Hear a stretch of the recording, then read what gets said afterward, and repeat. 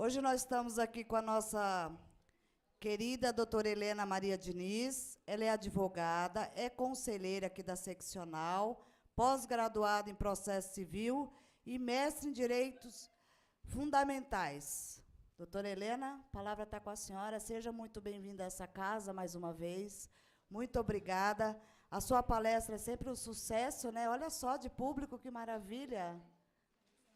E as nossas crianças agradecem a doação do leite, viu, gente?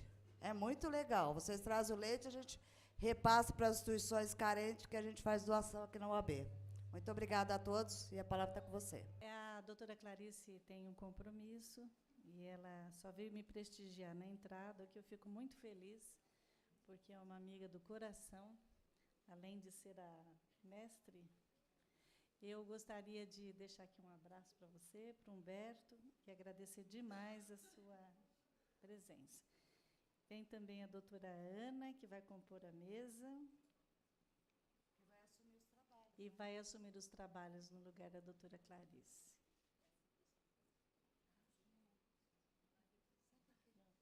Obrigada pela presença. Boa palestra. Palmas para a Clarice, por favor.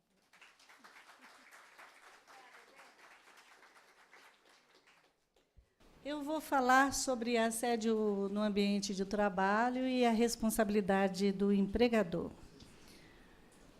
Antigamente era até difícil quando eu começava a falar sobre esse assunto, porque os juízes do direito do trabalho entendiam que não tinha fundamentação legal, que nós estávamos nos aventurando. Mas hoje até a Rede Globo, em horário nobre, ela faz propaganda desse nosso tema, o que nos ajuda bastante, porque é uma conscientização, né? Não se pode hoje abusar muito, porque todo mundo sabe. Então, aquelas pessoas que também já advogam para empregadores, não precisa ficar mistificando o tema, pede que já se fale claramente sobre assédio com empregados, porque ele sabe que o empregado ele vai tomar conhecimento por um lado ou por outro, o que caracteriza o assédio moral. Mas era uma falha de interpretação dos juízes com relação a isso, porque nós já temos, desde 88, o artigo 1 da Constituição Federal, e que nos obriga a todo direito, é indissolúvel o direito quanto à dignidade da pessoa humana. Quando você analisa também o artigo 5º, todos são iguais perante a lei, independente de raça, cor, país, etc. Todos têm o direito às garantias fundamentais e são iguais, sem distinção. Então, neste mesmo artigo, no inciso 3º, ele diz que ninguém será submetido a nenhuma tortura, nem a um tratamento desumano e degradante. Então, você vai um pouquinho mais para frente, no inciso 5, ele diz que é assegurado o direito de resposta e proporcional ao agravo, além da indenização por dano moral ou à imagem. E ele, se nós andarmos mais um pouquinho nesse artigo 5º da Constituição, nós, no 10º, inciso 10º, são invioláveis a intimidade, a vida privada, a honra, a imagem das pessoas. E ele diz novamente, é assegurado o direito à indenização pelo dano material e moral decorrente daquela violação, que são... Então, a nossa Carta Magna, ela já bateu em vários temas e deixa claro isso, mas os juízes entendiam que no direito do trabalho não tinha, mas isso já foi afastado. Hoje, infelizmente, as indenizações são assim, ínfimas, mas eles não deixam de apreciar. No início, nós tivemos indenizações maravilhosas, mas o tribunal foi achatando.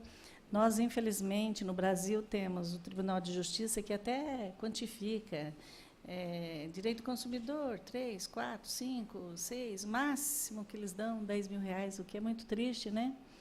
Mas O que o brasileiro não está acostumado é buscar outras instâncias, sair do Tribunal de Justiça, sair do Supremo Tribunal e buscar os grandes tratados internacionais, né? Então, a Constituição, no artigo 6º, trata de novo, o artigo 7º, ele fala dos trabalhadores urbanos e rurais, ele fala da melhoria social, a necessidade disso, e diz ainda, a relação de emprego é protegida contra despedida arbitrária ou sem justa causa, nos termos da lei complementar, que preverá indenização compensatória, entre outros, seguro contra acidentes do trabalho, a cargo do empregador, sem excluir a indenização a que este está obrigado quando incorrer em dolo ou culpa. Em geral, o dolo ou culpa é a tese maior que nós falamos sobre a responsabilidade civil do empregador. Então, você sai da CLT, sai da Constituição, aí você vai para o Código Civil. Se analisa 186, ele diz, aquele que por ação ou omissão voluntária, negligência ou imprudência, violar o direito ou causar dano a outrem, ainda que exclusivamente moral, comete ato ilícito. Se andar pelo 187, ele fala do ato ilícito de novo. No 389, ele fala quando não cumprida a obrigação, ele responde pelos danos atualizados. O 927, ele fala de novo sobre o ato ilícito, ele remete a 186 e 187, que deixa claro que, quando você comete um ato ilícito, seja por omissão voluntária, por negligência ou imperícia, é o que acontece nas empresas, porque os grandes acidentes, os grandes problemas empresariais, nós temos que enquadrar naquele trinômio negligência, imperícia e imprudência. Se você conseguir caracterizar no ato essas três situações, você está já com um passo andado para provar a culpa do empregador. E você fala, mas por que o empregador responde, né? O 932 do Código Civil, ele diz assim, são também responsáveis pela reparação civil o empregador ou comitente por seus empregados, serviçais e prepostos no exercício do trabalho que lhes competir, ou em razão dele. Ou seja, esse artigo não deixa dúvida que a responsabilidade da reparação civil é pelo empregador. Aí você diz, mas por quê? Por exemplo, o chefe assedia a colega de trabalho e ele causa um dano danado. E por que o empregador, que nem viu, nem sabe, não tem que responder? Porque o 932 deixa claro, mas não é só por isso. Quando vamos nos remeter ao Código de Defesa do Consumidor. Quando você estaciona um veículo num estacionamento qualquer empreendimento que tenha e ofereça estacionamento, hoje já existe garantido pelo Código do Consumidor que, se causarem algum dano, roubarem, furtarem o seu veículo ali no estacionamento, aquele empreendimento responde. Você fala, mas por quê? É simples. Quando você oferece aquele estacionamento, o Código do Consumidor entende que você está angariando lucros. Então, você também concorre com os riscos. Então, é a mesma leitura que se faz quando você analisa. O empregador, ele é responsável pelo direito social da empresa dele. Ele é responsável porque ele também obtém lucros com aquele empregado. Quando ele obtém lucros com o empregado, ele concorre também com os riscos. E a legislação entende que, como a empresa obtém lucros com você, empregado, você também é responsável pelo bom ambiente de trabalho. Por isso que ele responde pelos prepostos.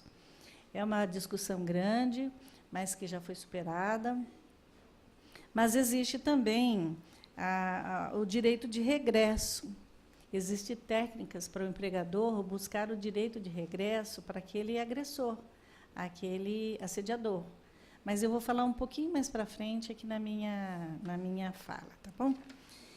Então, se você for analisar o dano, você vai lá no Código Civil também, no 944, aí ele diz que a indenização se mede pela extensão do dano. Se houver excessiva desproporção entre a gravidade da culpa e o dano, poderá o juiz reduzir equitativamente a indenização. É o 944 do Código Civil. Então, se você vê que o 949 também, ele fala, no caso de lesão a outra ofensa à saúde, o ofensor indenizará o ofendido das despesas de tratamento e dos lucros cessantes até o fim da convalescência, além de algum outro prejuízo que houver ofendido e prove que houve o ofendido provar que ele sofreu. Aí eu digo que a maioria dos advogados, eles não sabem convencer o juiz.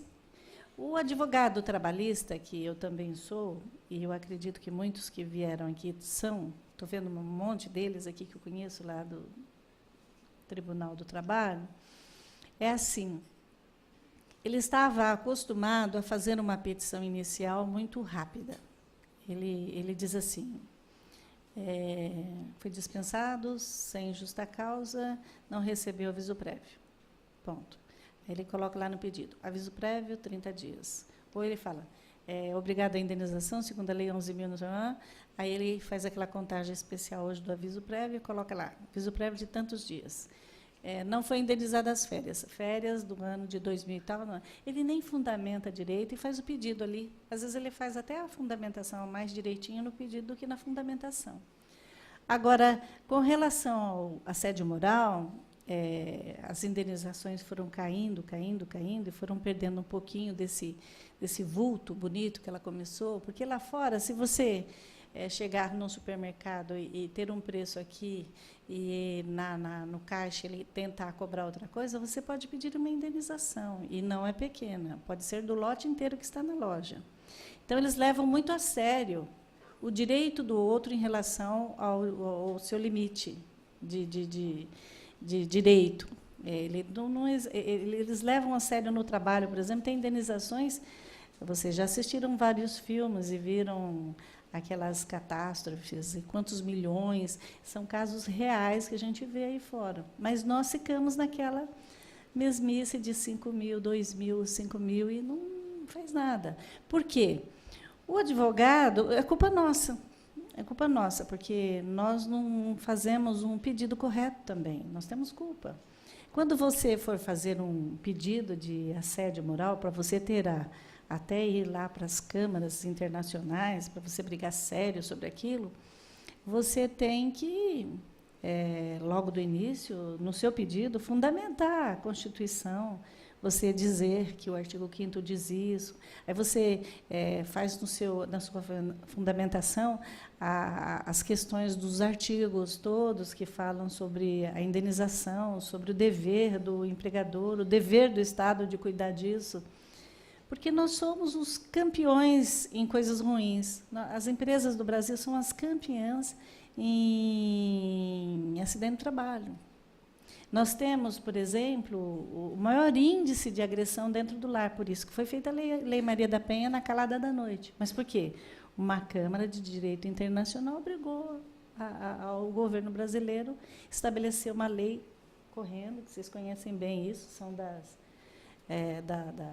Comissão, Conselho Estadual da Mulher, ela conhece bem isso, sabe que a Lei Maria da Penha foi feita assim, a toque de bala, porque aqui estavam fazendo o que não era possível sobre o uso, o abuso da violência dentro da casa, sem que o Estado tomasse o seu papel de responsabilidade. Cabe a nós fazermos um trabalho muito bem feito, logo na inicial, pedir e saber pedir. Quando você fala lucros cessantes até o fim da convalescência, se você não explicar para o juiz o que é isso desde o comecinho, se você não souber pedir, ele vai dar os 5 mil reais. Morre uma pessoa por doença. Vou dar um exemplo para vocês. Ela morre por conta de um problema, num assédio moral no trabalho. A empresa tem que pagar o velório, os medicamentos, o serviço médico. Aí você começa a andar pela vida desse cidadão. Quantos filhos você tinha? Pergunta para a inventariante. Primeiro, ele não sabe nem pedir direito, porque ele não diz que é inventariante, ele pede. Depois, o juiz tem que mandar emendar, porque tem que ser o inventariante que tem que pedir. É o espólio que pede, não é o reclamante que pede. Então, você tem que conhecer direito civil para fazer um pedido de assédio bem feito. Aí você fala assim para a inventariante, quantos filhos ele tinha, quantos anos ele tinha. Então, você tem que fazer uma conta bonita para o juiz entender. Olha, esse pai, ele ganhava R$4.000 por mês, ele ele demoraria mais 20 anos trabalhando, ele ia sustentar esse filho até 21 anos, se ele estivesse trabalhando até 24. E você começa a fazer uma continha, aí você vai para os índices econômicos. O DIEESE, por exemplo, informa que um filho custa, em média, 4 salários mínimos. Então, se ele tem 3 filhos, você fala, olha, ele tinha um custo médio de 4 salários mínimos, segundo o DIEESE. Então, você começa a apresentar um pedido fundamentado, falando, olha, até 21 anos, ele teria que... as pessoas que ficaram, as vítimas, por ter perdido aquela pessoa que ia sustentar, aquela família, terão que pagar no lugar dele, até 21 anos, X reais. Você vai fazendo as contas. Se ele ganha 4.000 por mês, até não sei quantos anos que ele trabalharia, você tem direito à pensão. E essa pensão não tem nada a ver com aquela pensão que você pede do INSS. Os direitos não se relacionam. E ninguém pede isso, ninguém faz essa relação, ninguém insiste nesse pedido. E ninguém vai para o tribunal pedindo isso. Fala, é direito dele. Se não dá certo aqui, você recorre. Não dá certo lá em cima, você vai para frente. Se nós não fizermos um barulho suficiente, os juízes vão continuar dando R$2.000. Mas isso é culpa nossa, tem que saber fazer o pedido. Então, vou direto no conceito. Isso daí é só uma prévia que eu falo sobre a legislação, mas é porque nós precisamos começar a dar atenção de uma forma mais fundamentada. Se você não fizer a fundamentação, por exemplo, na Constituição Federal, você não vai para o Superior Tribunal, e essas falhas pequenas, às vezes, do técnico de direito, causam um prejuízo razoável para o cliente. E não se esqueçam, hoje nós estamos sendo nivelados à prestação de serviço e cobrados pela técnica. Então, sobra para nós depois. O assédio moral e a discriminação no trabalho é quando o comportamento o comportamento descrito tem raiz no preconceito, na discriminação, etnia, sexualidade, religião. Por exemplo, se a pessoa é negra, você não pode ficar mostrando, discriminando pela cor. Você não pode discriminar no trabalho. O trabalhador, ele não importa se ele é homoafetivo, masculino ou feminino, o que ele faz da vida sexual dele, não importa a ninguém. O que importa é a prestação que ele faz ali no trabalho. Então, ele não pode ser discriminado por isso. Não pode ser discriminado por religião, por partidos políticos, etc. Então, são coisas que, na realidade, é o abuso ao direito. Ao regular a vida social, as condutas agressoras sobre o patrimônio moral e material do indivíduo. Então, você tem um patrimônio moral que não pode ser atingido. É o que o artigo ali diz, direito à vida, liberdade. Né? Então, assédio moral também vem do abuso de autoridade. Ela pode atingir a saúde, a dignidade do trabalhador e tem a intenção clara de humilhar esse trabalhador. Para que ele abandone a empresa e ele não pague lá o aviso prévio, ele peça a indenização, peça a demissão. E funciona também como um meio de controle dos trabalhadores. Né? Ele pode ter o alvo na honra, no desempenho profissional, o assediador pode ser um chefe, chefe de um grupo, pode ser o colega de trabalho. Olha, isso também, ele pode ser assimétrico ou simétrico, ele pode ser horizontal ou vertical, pode vir de cima para baixo ou um colega. Antigamente entendia-se que era o chefe que poderia causar ser o assediador por conta de ameaças, etc. Isso funciona muito quando é assédio sexual. Se você não sair comigo, não te dou aquela promoção. Se você não for comigo, não sei, essa noite não sei aonde, você vai... Então, o assédio sexual é muito comum ser do superior subordinado, mas de colegas de trabalho também tem muito. O colega de trabalho, aquele chefe comum, que nem é seu chefe, o colega ali do lado, que você não pode se vestir assim, o assado, e você é controlada por ele, você é assediada por ele. Então, depois fala, mas ela usa roupas tão curtas, por que a culpa é dela? Uai, e a liberdade da vestimenta da mulher, a liberdade de se posicionar? É óbvio que no ambiente de trabalho sempre tem uma advogada usa blazer, terninho, né? Não vai de mini saia, e nem de shorts para fórum. Mas existem empresas que você pode ir com roupas menos tradicionais. Então, se você gosta daquele tipo de roupa mais ou menos decotadas e é permitido, não tem uniforme, você tem o direito, sim, de vestir aquilo e não tem obrigação de ouvir cantada de ninguém. Também diz respeito ao artigo 5º. E engraçado que, em geral, as pessoas costumam culpar a vítima, né? Então, quando ele fala o chefe ou o colega de trabalho, isso foi interessante, porque todo mundo fala, mas o colega fica assediando e o empregador paga. Por quê mesmo? Porque o empregador é responsável pelo ambiente saudável no local de trabalho. A saúde do local de trabalho é dele. O que não é assédio, que as pessoas costumam confundir. Um conflito aberto e pontual. Ele não é assédio. Por exemplo, TPM da mulher chega nervosa, chefe, e solta um comentário naquele dia ríspido, não ofendeu a moral de ninguém, mas ela tem o direito de um dia se indispor. O assédio, a conduta autoritária do administrador, despreparado e endereçado aos empregados em geral. Então, a conduta dele, quando ele é despreparado, ele tem que ser preparado. Mas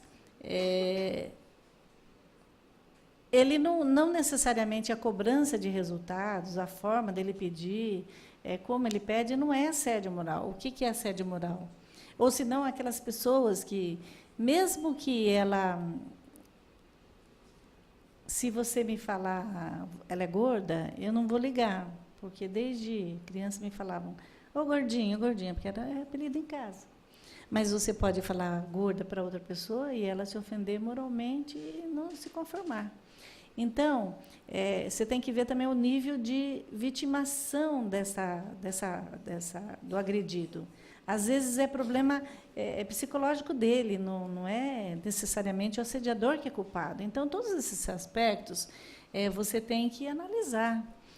Também o pedido, a cobrança de metas, ela não é assédio, mas a cobrança indevida, de forma indevida, e causando doença, ela é indevida. A cobrança exagerada é assédio moral. Onde é que nós vamos pegar o assédio? É quando ele causa o trauma, que é uma doença psicológica. O assédio ele leva ao trauma. Trauma, o que é trauma? É um choque emotivo que modifica a personalidade do indivíduo a partir de padrões anteriores. É uma mudança de estilo de traços, ficando a pessoa deprimida, pessimista, insegura, infeliz, baixa autoestima e suicida até. Eu tive um caso no escritório que ela chegou à morte. Aquele assédio foi tão contumaz que desenvolveu uma doença que é própria de... Você tem uma determinada doença que ela se desenvolve se você tiver agressões continuadas. É síndrome de não sei o que lá, que eu não lembro o nome agora, que eu não vou falar, para não errar, mas é uma síndrome, uma doença, que que você pode alcançar por conta de um assédio continuado. Então, o assédio é aquela conduta que visa desestabilizar a pessoa. Ela tem a intenção, é continuada. Ela pode causar, ela causa doença porque ela pega aquele indivíduo e ela começa... Vou tossir agora. O que houve aqui? Energia da bateria está fraca. O técnico está vindo. E eu tomo água para tomar um fôlego. Então, a mudança de estilo de traços anteriores é o que caracteriza o trauma. Por exemplo, você tem, vamos para o lado da família.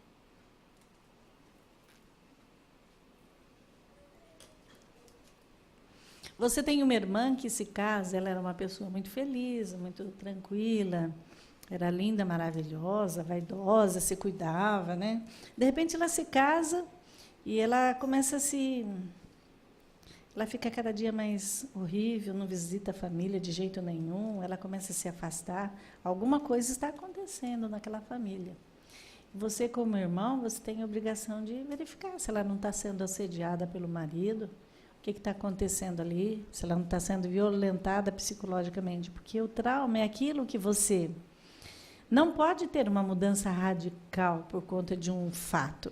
O casamento não pode te levar a ficar uma pessoa extremamente diferente daquilo que você era.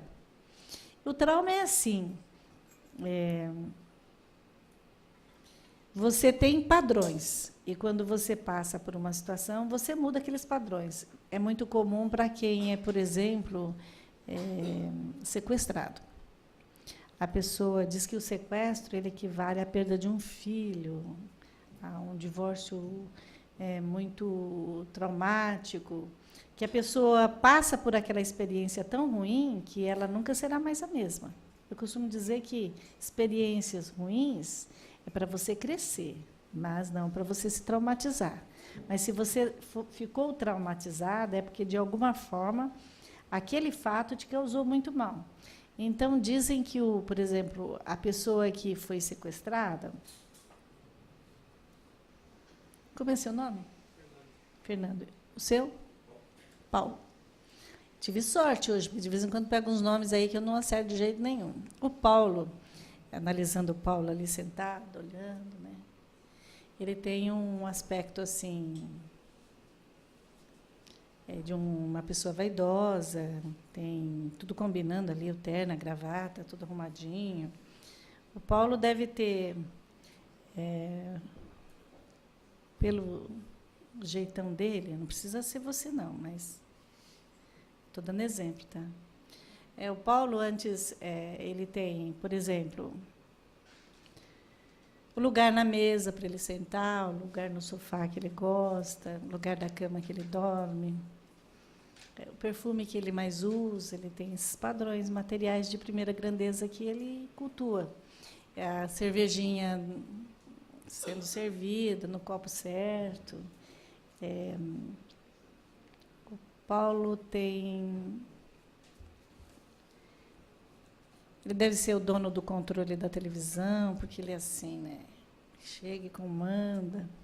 Ele tem esses padrões materiais. Talvez ele tenha uma toalha, uma cor que ele goste mais de usar, ele exige que a sua funcionária passe melhor o colarinho. É o jeitão do Paulo. O Fernando, às vezes, não dá tanta importância para essas coisas, mas ele também tem os padrões materiais de primeira grandeza que ele não abre mão.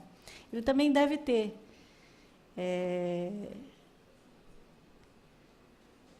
um padrão de comportamento idêntico ao do Paulo, mas que pode ser diferenciado. Ele pode gostar de outros perfumes, de outras coisas. Ele pode não ser tão exigente com relação à sua companheira, ele pode ser mais ajudante dela, ele pode não ligar, por exemplo, para o lugar onde ele senta, mas ele deve ter coisas ali que ele gosta muito. Aí os dois estão saindo de casa, são sequestrados, os dois juntos, colocam eles num buraco lá, num ambiente, de sequestro, ali eles ficam 30 dias. E esse sequestro, depois de toda aquela situação, eles são negociados e etc, etc, e volta à vida normal. Volta à vida normal? Depende. Se o Paulo foi criado com aquela situação para ser um guerreiro, uma pessoa forte, que ela enfrenta qualquer coisa, ele pode sair de uma forma do sequestro.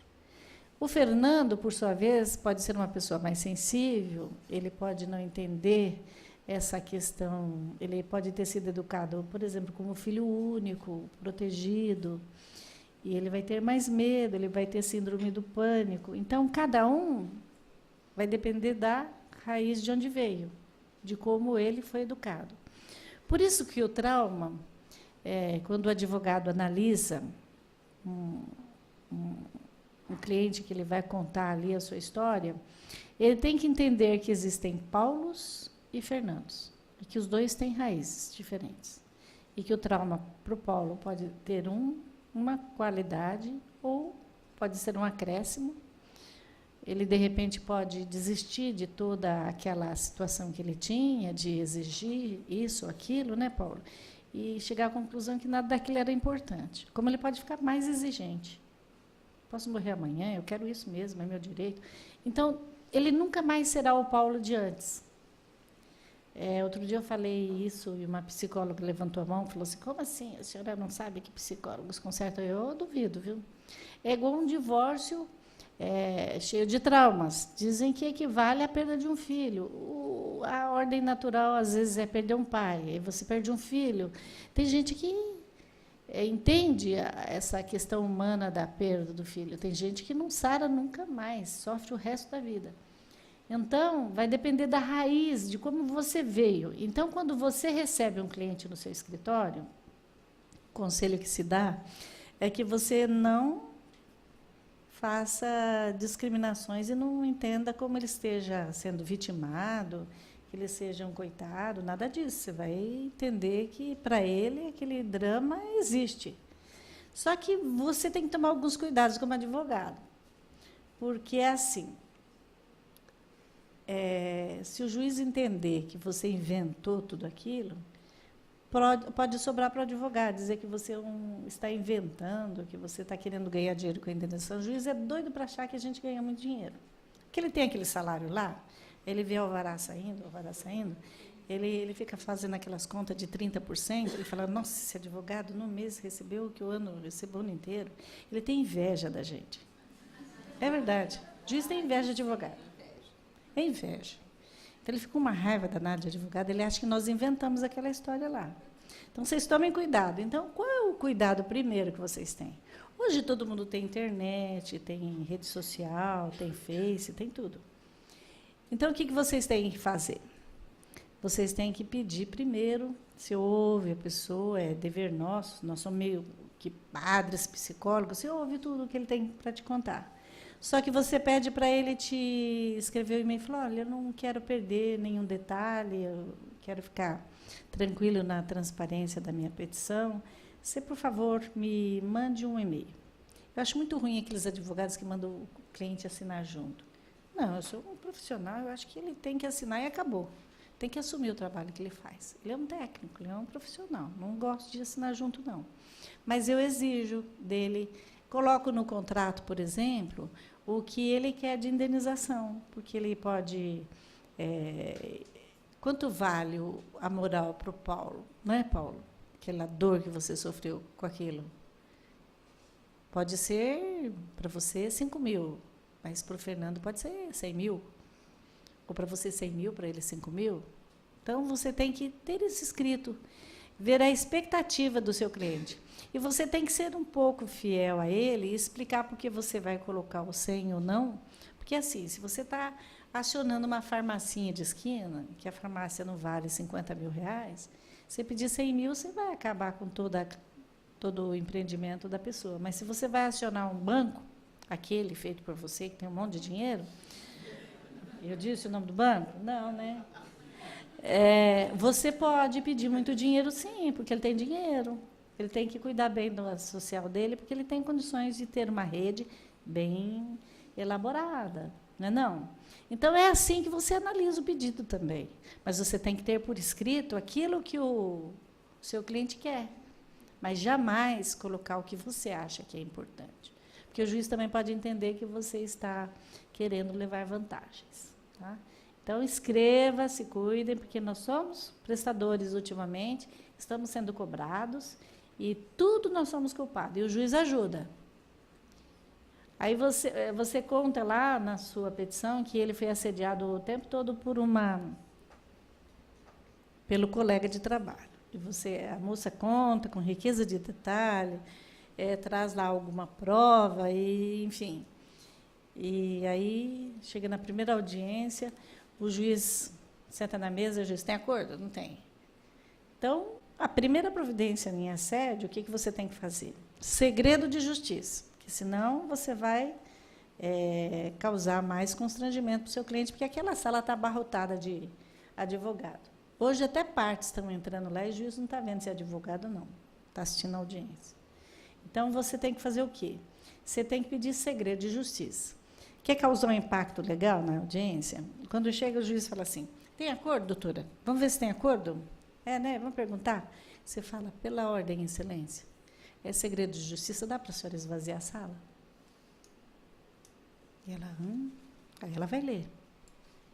Ela vai ler seu pedido de assédio. Ela vai ver a gravidade do assédio, porque ela lê ali na hora também, viu? E às vezes nem lê. Ela quer fazer um acordo para eliminar o processo. Se você der a conotação de seriedade ao seu pedido, imediatamente a turma lá fora vai morrer de curiosidade. Né? Então, o que será? O que será? Né? E você fez ela ler com seriedade o seu pedido. Né? Então, você já começa se impondo. Aí, quando ela começa a fazer a pergunta, aí, primeiro é assédio sexual. Aí, a primeira perguntinha da empresa, quero ouvir a reclamante. A reclamante senta lá. A senhora foi na festa de Natal do ano passado? Ela fala, fui. Com quem a senhora foi embora? Fui com ele. O assediador está na mesa. Pronto, perdeu a ação inteira. Outra coisa. O assediado não pode ceder, ele tem que resistir, ele não quer o assédio. Se você pegou a carona dele na volta, meu Deus, você está permitindo que ele te assedie no caminho.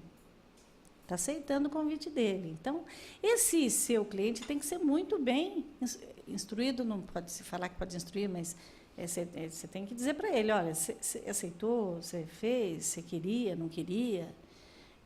Veja bem, se você um dia saiu com ele, se você falar isso para o juiz lá na hora, nós vamos perder. Você tem que deixar claro o pedido dele, tem que deixar claro para ele o risco. Não é instruir, é explicar. O juiz acha que é instrução, a gente está explicando. Né, gente? Pelo amor de Deus, você não vai chegar lá na porta e ficar instruindo na frente do outro advogado. Tem outro aspecto que você também pode fazer, é assim... quando você faz esse pedido, que você faz a questão, não só colocando o valor que ele acha e todos os detalhes, assédio moral não é um pedido que você faz assim de pronto. Você fala assim, você foi a médicos? Você foi a algum psicólogo? Pega um laudo, pede perícia. Se ele não fez laudo, pede perícia técnica, insiste na perícia técnica, psicológica. Porque quando o psicólogo ouvir tanto o empregado como o assediador, que você vai exigir para ouvir o assediador e vai exigir para ouvir o seu cliente, o psicólogo vai dar um laudo positivo. É igual perícia de insalubridade, periculosidade, e nós não temos esse hábito. O ideal é que você já chegue com o laudo pronto, que aí você já prova a doença. Mas se você não tem, pede a perícia. Insiste na perícia, a juíza vai querer te matar. Mas você tem o direito da perícia, senão é cerceamento de defesa, percebe? Então, vocês, quando fizerem essa análise de trauma, fizerem esse pedido direitinho, solidificarem bem o pedido, vocês respeitem a dor do outro. Nós somos advogados, eu e o Paulo, aí nós temos alguns anos de advocacia. Então, quando senta na nossa frente alguém aqui, estou te alugando, né, Paulo? Tem não, né? Senta alguém aqui na nossa frente, ele começa a contar, mas meu marido se separou de mim, ele estava doente, a gente já sabe que, né, eu acho que ele está doente, eu preciso pedir a separação de corpos, mas ele foi para a praia, está muito triste. Você já sabe que ele tem outra. A profissão já sabe. Você já sabe que dali uns dias ela vai voltar e falar, eu descobri, ele tinha outra. É assim, é natural. Você quer já se antecipar, porque a gente sabe. Quando a pessoa chega contando do cheque sem fundo, tal, que ele foi pego não sei onde, você já sabe que ele soltou o cheque sem fundo. Não adianta ele não te olha, ele fala assim. A técnica vai se desenvolvendo com o passar dos anos e a gente fica um pouquinho frio, calculista, não é? E você acerta, na maioria das vezes mesmo, porque a gente começa a conhecer o ser humano com mais profundidade. O doutor Durso, nosso ex-presidente, ele dizia que a advocacia é a profissão mais linda do mundo, porque nós temos a capacidade de ser juízes, promotores, engenheiros, médicos, porque no dia a dia nós vamos nos tornando tão melhores, que daqui a pouco você vamos ser diferenciados, sim. Quando o teu filho vem te contar uma história, você sabe se ele está usando droga, se ele não está, se o amigo é bom, se não é. Quando ele fala da menina, você já pergunta, o que o pai dela faz? O que ela trabalha em quê? Você faz um interrogatório sem querer, você vira advogado até, coitado dos filhos. Assim, você mata a charada rapidinho. É uma coisa horrorosa. Não é verdade? É horroroso isso. Mas é verdade. É verdade. Agora, o pior é que, assim, quando é trauma, você não pode se colocar no lugar do outro. Você tem que deixar um profissional falar. Porque é ele que tem que analisar, não é você. Para você tirar a responsabilidade de cima de você, ainda que você possa ter razão. Ainda que você, quando ela contar, você vai perceber que ela é coitadinha, que o chefe não era tão ruim, mas você não tem o direito de julgar aquilo, tá bom? Escreva. Em geral, olha que interessante, perfil do assediador. Prestem atenção.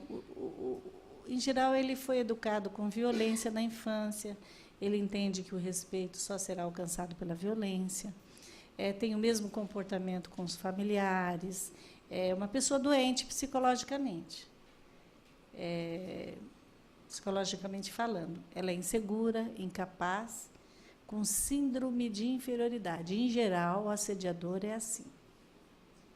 Engraçado. Porque, assim, se você foi criado apanhando para ter... O pai não tem autoridade sobre o filho, ele bate. Aí o filho obedece por medo. Então, o filho vai crescendo, ele vai entendendo que ele vai ter... Só batendo de frente, só sendo agressivo, que ele vai ter autoridade. Então, em geral, é uma pessoa violentada, sim. Isso daí não sou eu que estou falando, não. É pesquisas aí, imensas pesquisas que eu fiz, e que um monte de gente especialista na área aí falou. Então, o assediador, e o engraçado é que o assediado, ele não sabe. O assediado, em geral, é uma pessoa muito bem preparada na vida, ele é educado, profissionalmente, inclusive, ele é competente. Por que ele é assediado? Porque o outro tem medo dele. Ele começa a ter medo dele. No entanto, o assediado ele tem uma baixa autoestima. Aquela raiz dele lá, aquela educação que ele teve lá embaixo, foi mal feita, porque ele não sabe se valorizar. Ele é bem preparado. Se ele soubesse que o assediador tem esse perfil porque ele é um doente e que ele é bom naquilo, ele não precisa ter medo do assediador. Então, ninguém atinge ele. Só que o assediado, ele não percebe, ele também é uma pessoa que precisa de cuidados. Por isso que a responsabilidade é do empregador. Ele tem que ter um ambiente saudável ali. Ele tem que cuidar do doente, que é o assediador, e do doente, que é o assediado. Trata-se de serviço social da empresa, né? Então, o conceito de assédio é o seguinte, é a exposição dos trabalhadores e trabalhadoras em situações humilhantes, constrangedoras, repetitivas é a palavra, prolongadas, durante a jornada do trabalho, é evidente, tem que ser durante o trabalho, no trabalho, na relação do trabalho, senão não é assédio sexual no trabalho. O assédio moral, então, se caracteriza pela degradação deliberada das condições de trabalho, onde prevalecem atitudes, condutas negativas dos chefes ou colegas de trabalho, estou resumindo, em relação aos seus subordinados ou colegas, tá? Esse é o conceito. Aí vocês falam, por que a OAB, as leis, tudo estão correndo atrás de falar tanto sobre assédio, a Rede Globo, etc, etc. É porque ela quer um ambiente saudável? É. Mas é porque ela quer uma sociedade mais justa? É. Mas não é só por isso. É porque pesquisas apontam, em países como a Finlândia, Alemanha, Reino Unido, então não é só nós que temos isso, não. Polônia, Estados Unidos, eles têm expectativas sombrias sobre o assédio, porque as organizações perceberam que estão predominando a doença de depressão e a angústia e os problemas psíquicos. E isso sobra para quem mesmo? Para o Estado. O Estado quem é? Nós pagamos. Nós pagamos a conta. Então, essa preocupação, uma lei, quando vem, insiste, todo mundo fala e exige, é porque quem está pagando a conta somos nós. Quando o empregador não prepara aquele chefe para ser chefe, ele está preparando uma mulher doente em casa, um filho que vai ser um homem agressivo amanhã. Ele está preparando uma mulher doente no trabalho, que vai faltar no trabalho, que não vai produzir. Porque já ficou provado que as pessoas, quando têm conflito no trabalho, ela produz menos, ela é infeliz. Se o empregador soubesse que o ambiente de trabalho tão bom lhe traria lucros, se ele tivesse essa concepção, e isso for vendido para ele, é o que nós pretendemos, e que nós aconselhamos, que os advogados hoje façam isso, que ele seja um preventivo, no sentido de educar para um ambiente muito bom, tanto que hoje a maior parte dos profissionais da área de RH são advogados, que não vão militar, porque eles acham que a advocacia prepara muito bem o homem para a vida. Então, eles querem um RH com advogados. Eles querem gerente de vendas, advogado, porque tem articulação, tem fala, tem jeito, tem oratória, convence. Essa é a nossa fama. Então, eles querem advogados. Nosso leque de trabalho é ótimo por conta dessa questão. Hoje, as gerências têm que ser interativas. Hoje, eles têm que vender, hoje, produção, vendas, não é assim a competitividade? Então, é isso que o empregador tem que entender.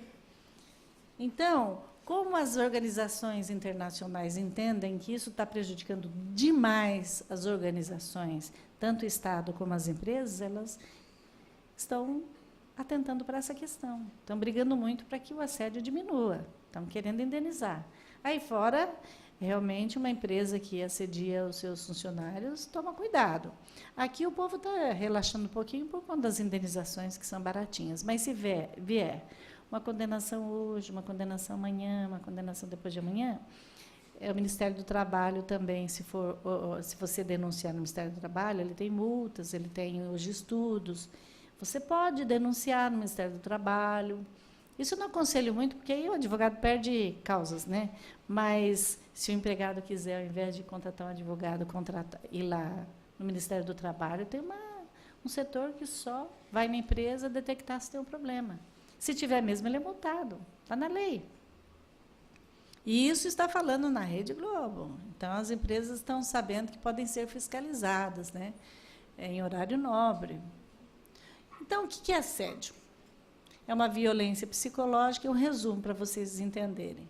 É um constrangimento, humilhação nas relações humanas, sobretudo no mundo do trabalho. Os aspectos essenciais é a regularidade nos ataques, que se prolonga no tempo, é a determinação real de desestabilizar emocionalmente a vítima, visando afastá-la do trabalho, levar lucros, para pedir demissão dela. Se ela receber hoje uma indenização por assédio, você tem que convencer, como advogado da empresa, que um aviso prévio daquele empregado é muito menor do que uma indenização por danos. Então, se você começar a fazer essa cultura, inverter a cultura, você vai ter um mundo melhor. Você vai ter um mundo melhor, que é aquele círculo vicioso do assediador, que agride o filho, a esposa, vai e agride o empregado chega doente, o doente, o filho dele também vai agredir, vai ser humilhante de amanhã, porque pode ser daí um menino que vai violento.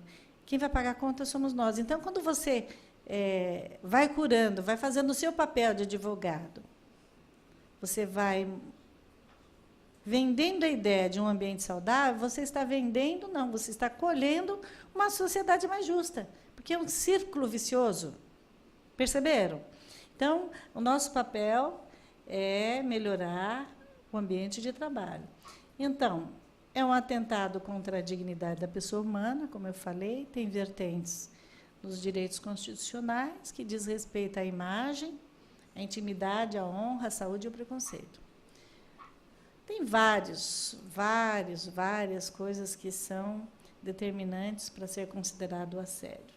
É um conjunto de atos para expor a vítima a situações humilhantes e constrangedoras, desprezar, humilhar, isolar de contatos de trabalho, superiores hierárquicos, tem tantos exemplos, que sonegar informações, divulgar rumores maliciosos sobre a pessoa, que afeta, né, a saúde mental do trabalhador, atribuir tarefas, por exemplo, que é estranha a sua formação, é incompatível com o seu cargo.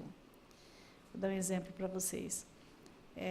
Você faz um concurso público, você entra para ser, sei lá, engenheiro numa prefeitura. Ele te dá, primeiro, uma determinada função. Aí você vai ser aquela pessoa que vai verificar os alvarás dos bares e restaurantes daquela região. Aí vem um outro prefeito, não acontece em São Paulo, não, acontece aqui do lado. Não estou falando do nosso, estou falando do vizinho.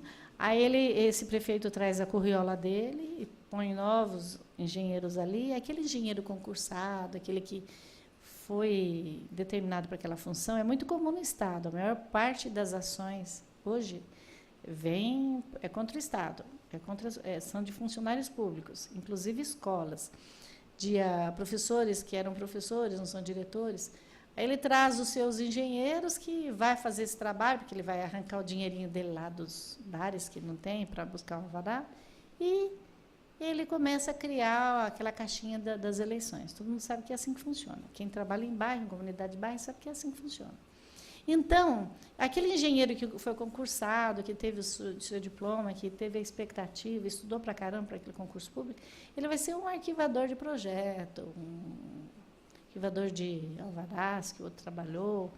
Então, é dar atividades estranhas àquilo que ele tem incompetência. Está errado. Sonegar informações. Você tem que preparar o seu arquiteto para ele fazer a obra. Você tem que dar todas as informações técnicas que ele precisa para fazer aquela obra. Senão, você está assediando, sim, você está prejudicando ele.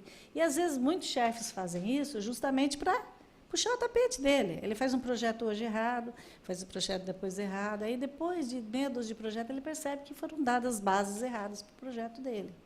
Então, é muito comum. Nesse mundo competitivo que nós vivemos, você entra numa empresa, exige lá um currículo de PhD nisso, mestrado, a molecada é toda preparada. Tem um senhorzinho lá que está não sei quantos anos, já não tem mais vontade de estudar, ele fica com medo e começa a querer provar que aquele moleque tem diploma, mas não sabe trabalhar, não. E ele começa a assediar mesmo, é comum, é muito comum. As empresas que também transferem muito seus executivos, ela abandona os projetos iniciais daquele executivo que chegou e depois o outro não consegue implantar nada, porque há uma corrente. Quer ver um assédio grupal também? Jogador de futebol. Quando eles querem derrubar um técnico, é grupo, derruba o técnico. Você não sabe disso? Começa a aprontar, etc. Isso é assédio vertical. É o assédio de um grupo contra o chefe. Não é só do chefe para baixo, de baixo para cima. Então, nós sabemos que existe todo tipo de assédio. Então, você pode analisar o assédio em todos os aspectos. Não é somente aquela guerrinha pessoal, aquela briguinha pessoal do dia a dia no trabalho. Tem que ter uma visão mais ampla, o advogado. Prazos e condições inexequíveis é muito comum em bancos, os bancos que cobram metas que os seus gerentes não conseguem atingir. Enfim, designar funcionários qualificados a funções triviais. Por exemplo, no escritório nós tivemos um caso que eu costumo contar. Ele admite uma pessoa como ajudante geral. Aí ele vê se ele tem lá alguma habilidade para pintura, ele manda ele fazer um curso de pintura.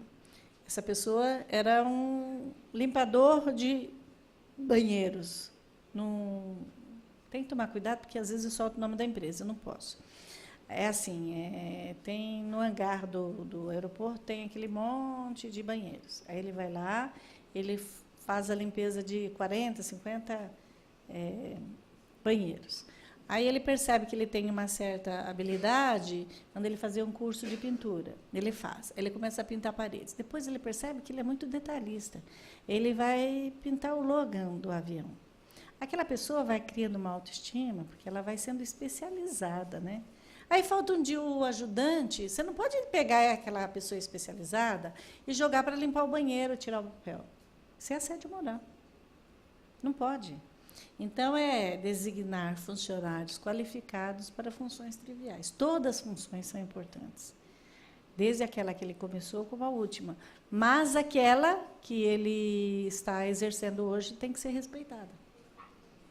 Apropriar-se de ideias, projetos, está cheio, está cheio. Secretárias fazem projetos, os chefes vendem como deles e etc. Não fala que foi ele, etc, etc. Então, são várias as características do assédio. Eu vou pular algumas aqui. Enfim, é a perseguição sistemática. A situação é de violência psicológica. São ameaças constantes. Aí você vai falar chicote, ofensa, escravidão. Existe, no Brasil existe. Tem criança escrava, tem chicote, sim, na roça, tem tudo isso. Outro dia tinha um exemplo no jornal e eu, infelizmente, estava dando palestra naquela cidade e eu esqueci que era naquela cidade e falei do chicote e o prefeito estava, o fazendeiro também, o advogado também. Bom, enfim, tive que me explicar. É complicado dar palestra, você pensa? Por exemplo, forçar o desligamento do empregado, causar doenças, traumas. Então, trauma, eu já expliquei o que é trauma. Em geral, a vítima é escolhida, isolada do grupo. Se o chefe chegar assim e falar assim, chega o chefe do Fernando e fala assim, bom dia, Fernando. Ou se não, fala bom dia, José, pula o Fernando. No dia seguinte, ele faz a mesma coisa. No terceiro dia, eu garanto para vocês que nenhum colega entra e fala bom dia, Fernando.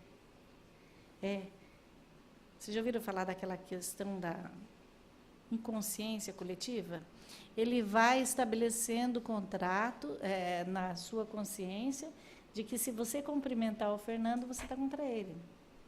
E você não percebe, você é induzida ao erro também. Por isso que eu costumo dizer que o cristão é aquele que observa, é aquele que não discrimina, é aquele que não vê diferença.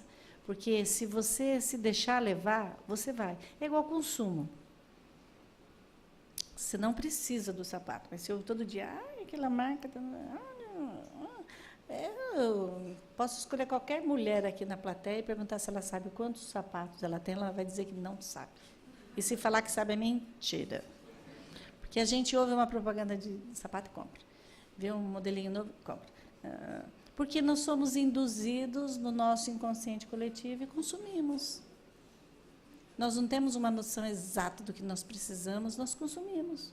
É assim que funciona no assédio. Ele isola a pessoa, vai isolando, isolando, e dali a pouco ela está doente.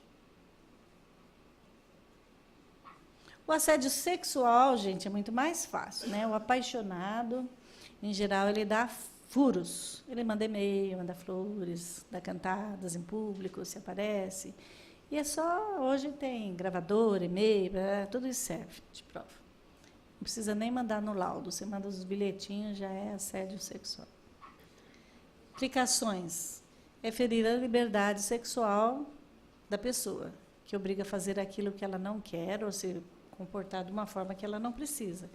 em geral, o agente é hierárquico sobre a vítima. O crime poderá ser admitido por colegas de trabalho, a responsabilidade subsidiária também do empregador, mediante prova inequívoca de que a prática daqueles atos foram referidos e no local de trabalho. Essa prova é nossa. Direito de regresso da empregadora. Agora eu vou falar daquele banco feito para você, que eu não disse o nome. Ele foi muito esperto. Ele pegou uma agência principal deles e fez um código de conduta, que é o grande mote hoje dos advogados de empresa. Até agora eu falei de como incriminar o empregador, agora eu vou falar das defesas, que é o código de conduta. O que é código de conduta? O Dr. Google dá 1000 modelos para vocês, mas o ideal é vocês pegarem a empresa que vocês fazem aí o direito deles, é contratado por eles, e faz o preventivo. Então, o código de conduta, você senta com um sindicato e, primeiro, você analisa as características da sua empresa. Se você como era um banco, ele analisou a questão das metas exigidas, que a maior condenação dos bancos são essa questão de metas. E o perfil dos gerentes, tal, ele fez um código de conduta. O que esse código de conduta tem que necessariamente estabelecer? Que a pessoa vítima pode denunciar o agressor, o agredido pode denunciar o agressor.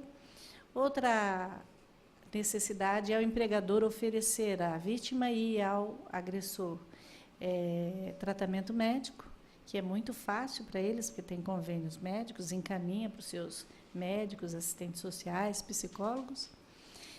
E ele mandou embora uma pessoa por justa causa, um agressor, que, apesar de ter passado por todo aquele arsenal de cuidados médicos, ele continuou assediando outras pessoas. Então, ele manda por justa causa.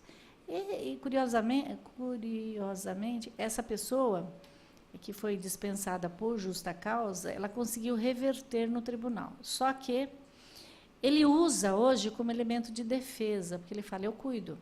Só que ele assina um código de conduta e ele tem a obrigação de denunciar o agressor para que eu cuide dele, que a obrigação do empregador é a responsabilidade social. Mas a obrigação do empregado, nesse aspecto, é dizer quem é o agressor. Então, o código de conduta é a maior defesa hoje utilizada pelas empresas. Mas não pode ser assim, um código comum, não. Aí entra outra dica para advogado. Ele tem que ser acompanhado de um treinamento dos funcionários. Não pode mistificar a questão do assédio. Tem que falar claro. O que é assédio aqui? Se o seu chefe exagerar na cobrança, você pode denunciar. Mas não é exagerar, é cobrar o que é correto, mas não pode ser grosseiro na cobrança. Tem que estabelecer normas para aquele comportamento. O que fugir daquilo é assédio. Mas, se você não denunciar, você não deu oportunidade para o seu empregador te salvar. E você não pode ser nunca dispensado por isso. Nem ele, nem o agressor. A não ser que continue e não faça. E o código de conduta, ele exige também que tenha profissionais preparando esses líderes e esses funcionários para o que é assédio moral no trabalho. Então, vai ter que ter uma palestra do advogado, do psicólogo, do médico, sobre o assédio, o que é assédio, qual o risco. O advogado vai falar sobre o quê? Isso que eu estou falando para vocês. As dificuldades, a produtividade que é necessário, se você fizer um bom trabalho, ele vai produzir mais, o risco que ele tem com a indenização por danos, o risco pode fechar empresas, dependendo do tamanho da empresa, de tão grande que é a indenização, você começa a vender a ideia. E isso vai pegando. Então, é um nicho novo.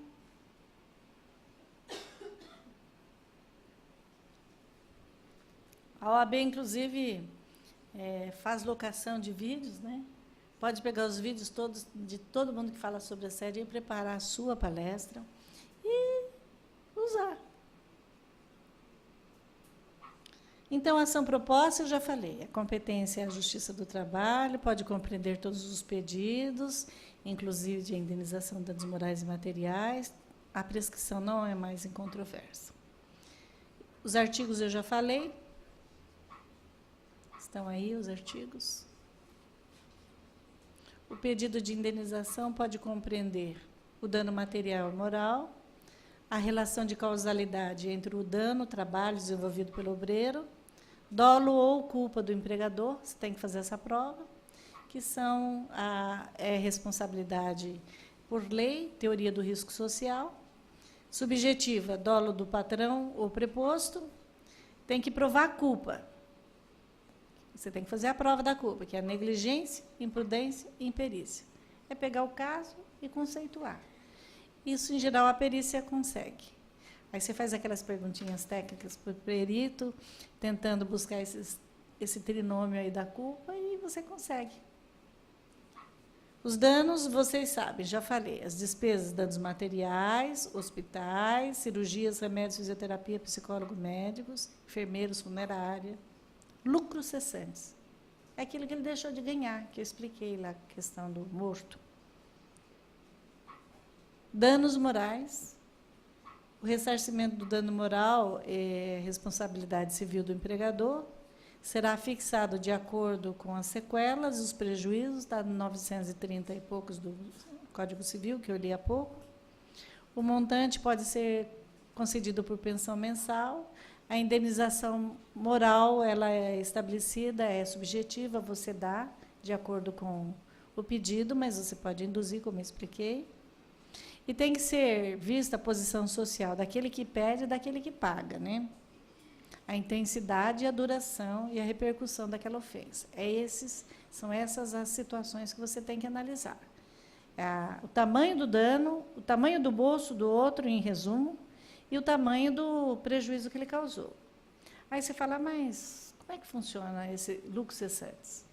A pessoa te procura, depois de 1 ano que ela saiu da empresa, ela não consegue arrumar outro emprego, porque a empresa ainda está utilizando o seu motivo de dispensa para te proibir novas fontes de trabalho. Se você fizer essa prova, você provou o lucro cessantes. Você pede o período da saída dele até o dia que você entrou com a ação, ou até o dia que ela parar de fazer.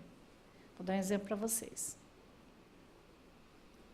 Uma pessoa foi dispensada por justa causa, num supermercado aí que por acaso tem meu sobrenome, e esse supermercado mandou a pessoa embora. Ele era uma pessoa que montava colocava os produtos nos supermercados na frente, quem é que ia ficar na frente. Por exemplo, Nestlé, sei lá.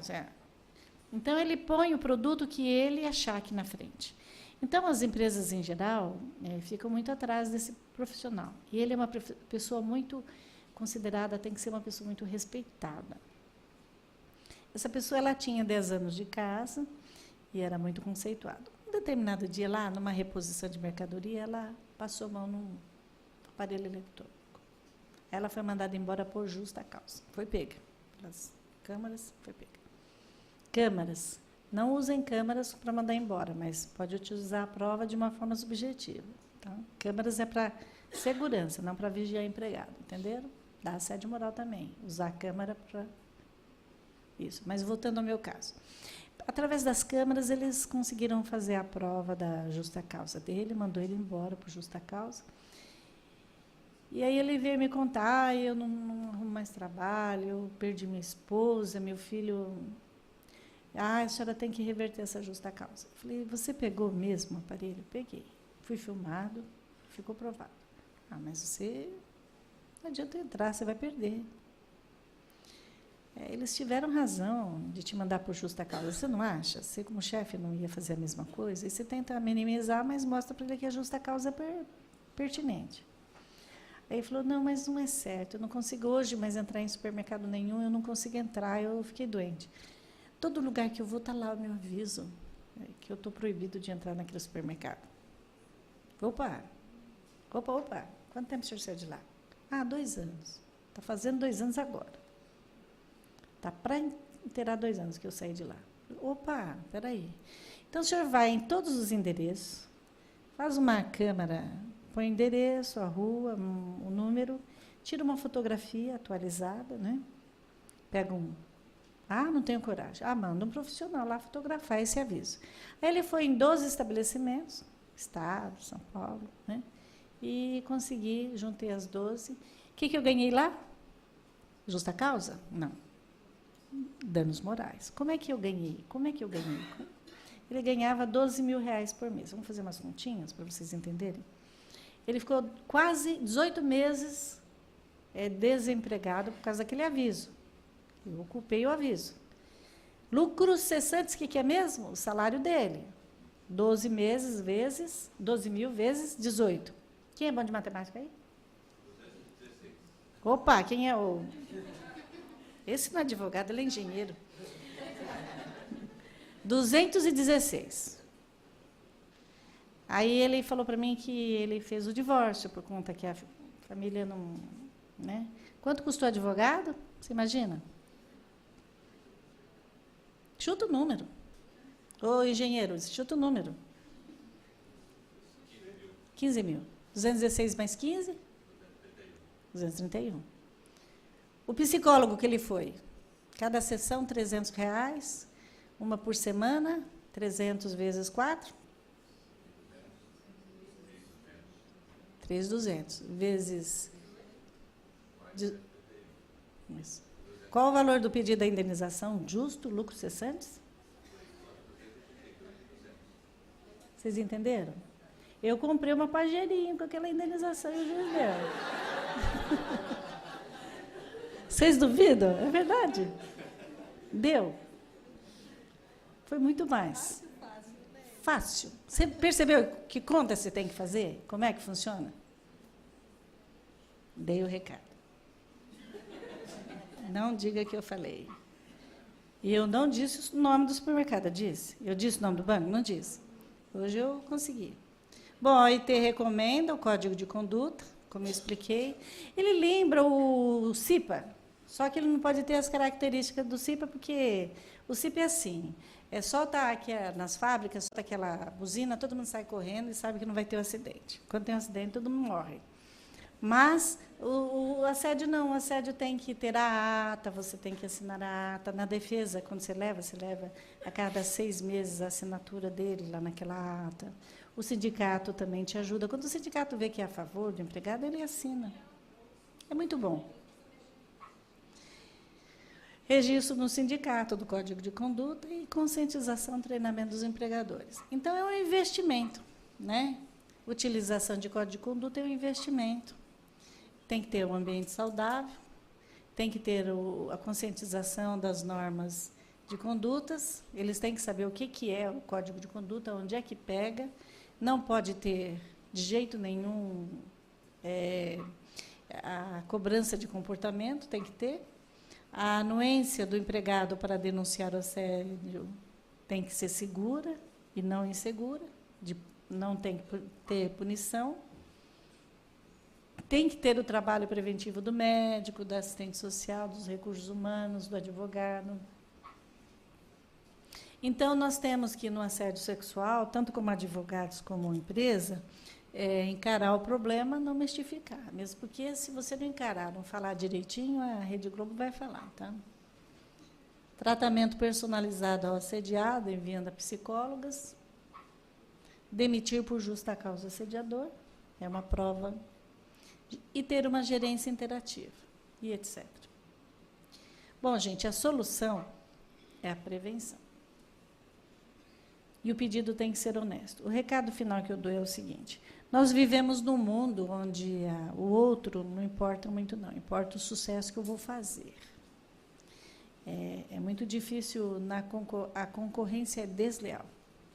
São pessoas comendo pessoas. Mas nós temos que lembrar que existe um Criador, né? Que nós somos criaturas divinas, nós nascemos com a centelha do Criador.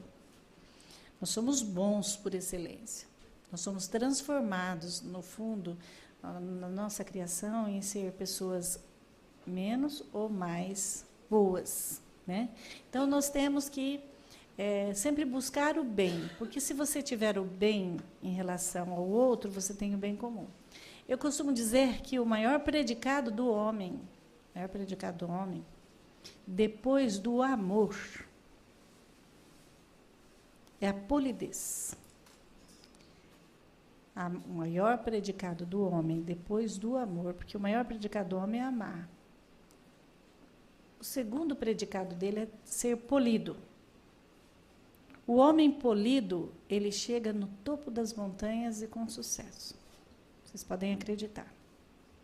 Se você tratar bem a sua esposa, você é bem tratado. Se você tratar bem o seu filho, você é bem tratado. Se você for um homem polido no seu trabalho, você é respeitado. Se você souber e ter autoestima, conhecimento do seu trabalho, não tem que ter medo de nada. E você tem que ter o quê? Polidez e amor. Sempre que você oferecer essas duas situações, você necessariamente terá na sua vida muito sucesso. Eu garanto para vocês. Não é a vida que me ensinou, não. Sabe quem ensinou? Foi aquele grande mestre que nós tivemos. Amai ao próximo como a ti mesmo. Se você fizer para o outro exatamente o que você quiser que ele te faça, você terá uma sociedade justa e perfeita. Ele morreu por isso. Mas nós podemos todos os dias morrer um pouquinho e ser mais felizes. Porque quando a nossa consciência não nos acusa de nada, o seu travesseiro é mais leve. Esse é o meu recado. Antes de terminar, gostaria de agradecer ao Departamento de Cultura, parabenizar muito o nosso presidente pelo trabalho que ele vem fazendo, pela reeleição, que foi maravilhosa, foi eleito em todas as urnas, porque é muito bom homem, né? E ao Departamento de Cultura, que ele tem feito um trabalho primoroso para nos tornarmos um advogado mais feliz, mais humano. E não existe profissão mais linda que a nossa, como diz o Dr. Durso. E eu queria que Deus iluminasse todos vocês, para que vocês saíssem daqui hoje com um pouquinho de boa vontade para mudar um pouquinho o mundo que está aí fora. Que o mundo que está aí fora depende muito de profissionais bons como nós. O advogado, ele é o criador de jurisprudência, o advogado é o responsável. Ele é o responsável por uma sociedade mais justa. Nós somos os vetores. Nós somos os melhores profissionais para mudar o mundo. Pensem nisso. Façam um trabalho direitinho, bem feito, e Deus vai nos ajudar. Porque se você for ético, você pode exigir um político ético. Se você não for ético, não exija nada, não, que é vergonhoso. É isso o recado.